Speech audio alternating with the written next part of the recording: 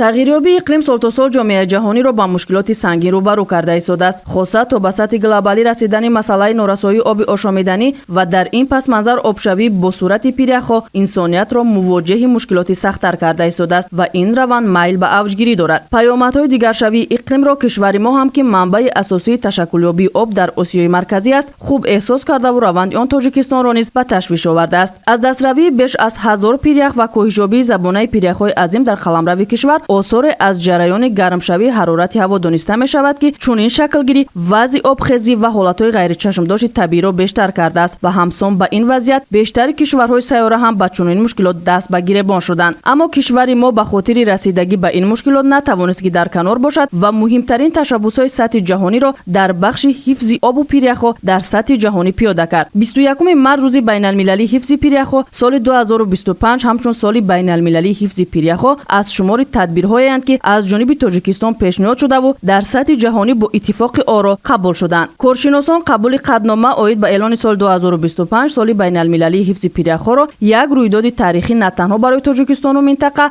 балки дар маҷмӯъ ба нафъи башарият медонанд. Зеро пиряхҳо захираи асосии оби соф мебошанд. Обшавӣ бо сурати онҳо дар баробари зиёдшавии истеъмоли об ки бо афзоиши аҳолӣ ва рушди иқтисодӣ вобастагӣ дорад, метавонад ба оқибатҳои манфӣ оварда расонад. Ташаббуси эълон намудани соли 2025 соли ҳифзи пиряхҳо ва 21 март эълон гардидани рӯзи ҳифзи пиряхҳо ин як аҳамияти муҳим на ин ки ба минтақа Тоҷикистон, балки ба тамоми ҷаҳон дорад. Асоси ин ташаббусҳо ин ҷалб намудани диққати мардуми ҷаҳон ба ҳамин гуна проблема. Инҳо як муҳитро фароҳам меоранд ки олимони соҳавӣ дар ин самт бо дарёфти шароити кори барои худ чунин корҳои тадқиқоти илмиро ба роҳ монанд ва дар натиҷа метавонанд ки дар сурати ба даст овардани натиҷаҳои назаррас онҳо метавонанд ки дурнамои пешгирӣ кардани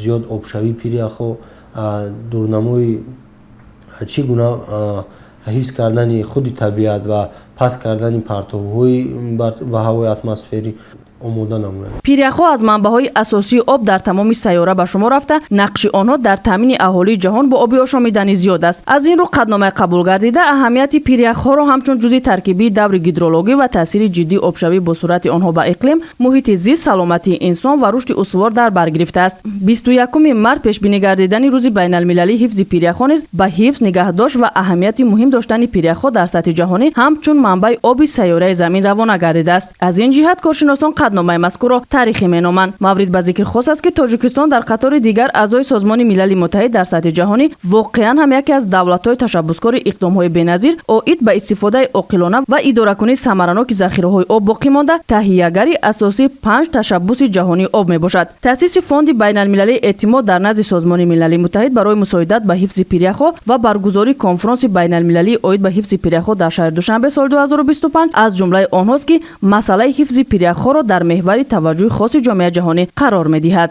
Зеро барои ҷилавгирӣ аз мушкилоти экологӣ зарурат ба миён омадааст ки якҷоя бо тамоми кишварҳои ҷаҳон ташаббусҳо анҷом дода шавад.